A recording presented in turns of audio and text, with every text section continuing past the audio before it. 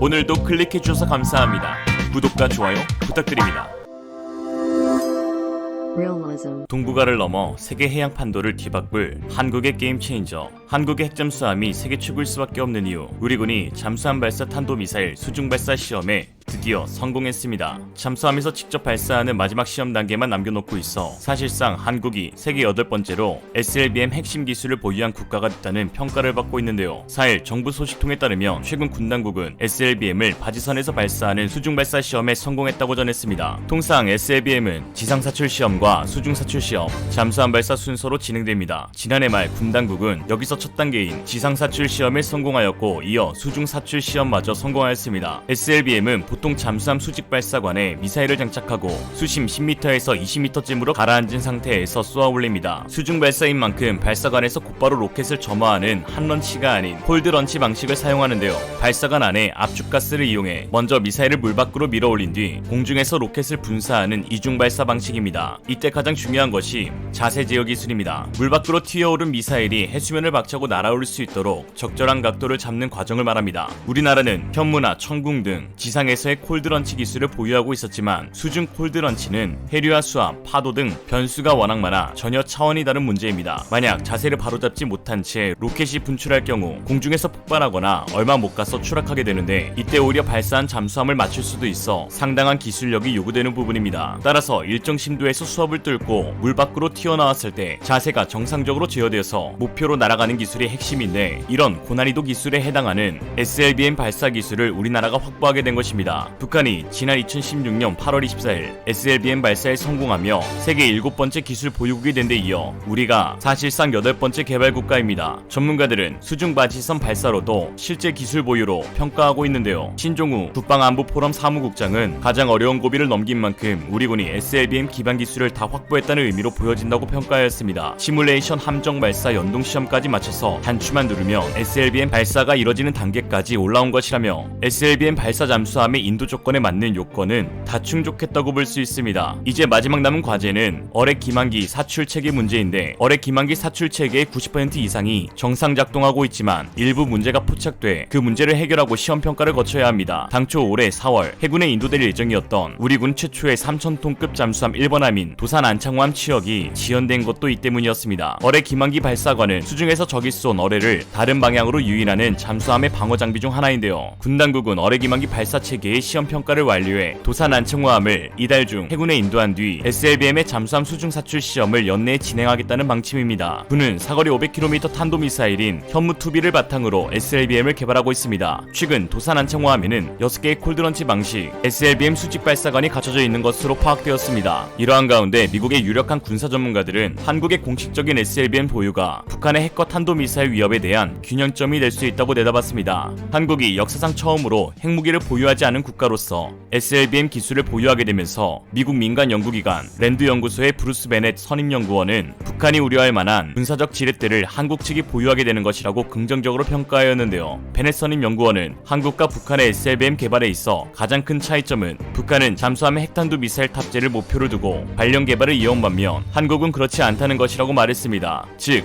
한국이 개발 중인 잠수함 발사 탄도미사일이 핵탄두를 탑재하지 않는 점은 미국을 비롯한 국제사회의 관점에서도 합리적인 안보 자산으로 받아들여진다는 것이죠. 그는 이어 SLBM 개발에 대한 한국의 기술력은 정확도와 안전성 등 여러 방면에서 북한과 중국의 기술 역량을 훨씬 앞설 것으로 내다봤습니다. 브루스 벡톨 미국 엔젤로 주립대 교수도 한국의 높은 미사일 기술력을 고려할 때 주변국의 SLBM보다 견고한 전략 자산이 될 것임은 분명하다고 확신하며 말했습니다. 한편 북한은 중국과 기술교류를 통해 잠수함 발사 탄도미사일 3발을 탑재할 수 있는 3,000톤급 신형 잠수함을 건조 중인 것으로 알려져 있는데요. 지난 1월 노동당 8차 대회에서 핵추진 잠수함 건조와 수중 발사 핵전략 무기 개발을 공식화한 바 있습니다. 중국의 기술력을 가져오는 것이면 큰 위협이 되지는 않겠지만서도요. 메이드 인 차이나 잠수함은 바닷속 경운기입니다. 북한이 핵추진 잠수함의 개발을 성공한다면 은밀히 미국 태평양 바다까지 침투해 미국 전역을 미사일 타격권에 포함시킬 수 있어 미국에게 상당한 위협이 될 것으로 보입니다. 이에 한국은 중국 및 북한의 핵잠수함 도발을 빌미로 한국형 핵추진 잠수함 개발에 본격적으로 착수할 수 있을 것으로 보이는데요. 미국 국방부는 7일 중국과 북한의 신형 잠수함 발사 탄도미사일 등 대량 살상 무기와 탄도미사일 프로그램은 미국 및 동맹국에 심각한 위협이 된다며 이에 상응하는 대책을 강구하기로 하였습니다. 즉 최우선 동맹국인 한국의 국방력 증강이 그 어느 때보다도 필요한 시점이죠.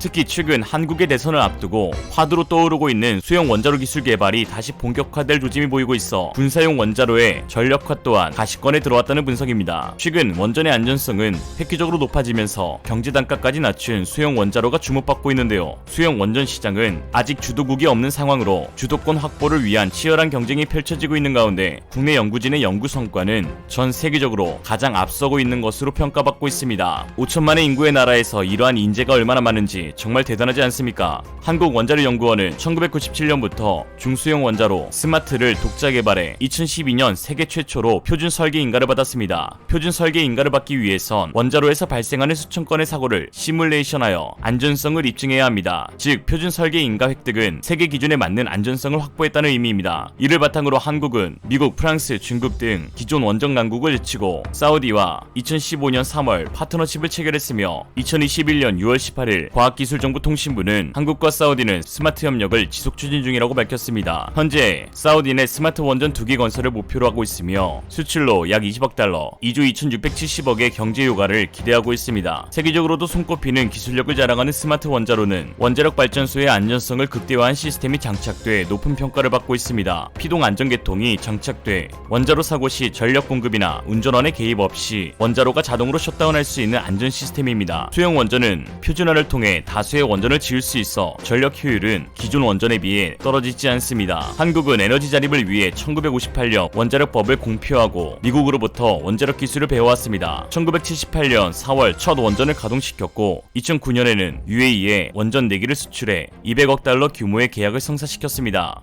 이후 기술 개발이 지속되며 수형 원전 시장에선 미국을 넘어 시장의 주도권을 잡았다는 평가를 얻고 있습니다.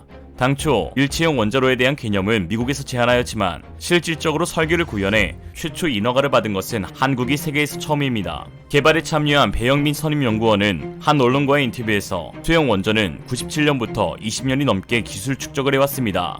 우리나라 반도체 스마트폰을 보면 국민들이 세계 어디를 가든 자부심, 자긍심을 갖는 것처럼 스마트라는 이름을 보면 국민들이 자부심, 자긍심을 느낄 수 있도록 하고 싶습니다. 300개의 소형 원자로 중에서도 기술적으로 가장 앞서 있기 때문에 연구개발에 매진한다면 제2의 반도체, 제2의 스마트폰이 될 수 있지 않을까 생각합니다라고 한국의 소형 원자로에 대한 자부심을 드러내었습니다. 당초 스마트 원자로 개발과 함께 핵추진 잠수함에 사용되는 스마트 P 모델도 함께 개발되었는데요. 스마트 원자로의 기술 검증을 위해 원래 규모의 5분의 1로 축소한 실증형 가압수형 영수로 모델입니다. 열출력은 65MW로 알려져 있는데 이 정도 출력이라면 공격 원자력 잠수함에는 충분히 사용 가능한 정도로 세계 최초의 핵잠수함인 USS 노틸러스 이래 수십 년 동안 미국의 공격 핵잠은 수중 배수량 4,000톤, 열출력 70MW 가압 경수로를 사용해왔습니다. 이에 이 스마트 P를 두고 국내외에서 한국이 원자력 잠수함을 건조하는 것이 아닌가라는 관측이 나오기도 하였습니다. 이처럼 소형 원자로를 함정용으로 설계 변경하는 일은 원자로를 설계 제작하는 일보다 수월한데 울산과학기술원 원자력공학부의 황일순 교수는 한국은 지난 20년간 일체형 중수형 원자로인 스마트 원자로를 개발해왔기 때문에 구조가 크게 다르지 않은 핵추진 잠수함용 원자로 또한 2년 안에 개발할 수 있을 것이며 인허가에 필요한 대부분의 기술은 이미 다 되어 있다고 말했습니다. 핵추진 잠수함은 디젤 엔진을 쓰는 여타 잠수함처럼 화석 연료를 태우기 위한 산소가 필요 없는 데다 핵연료를 한번 장전하면 짧게는 10년, 길게는 20년 이상 연료 교체 없이 무제한 자망할 수 있습니다. 덕분에 적진 깊숙한 바다 밑에 가라앉아 있다가 불시에 공격할 수도 있고 대륙간 탄도미사일이 수천 킬로미터 떨어진 적진으로 핵탄두를 실어보낼 수 있는 무기라면 잠수함 발사 탄도미사일은 적진 코앞의 바닷속에서 미사일을 쏘아 올릴 수 있습니다.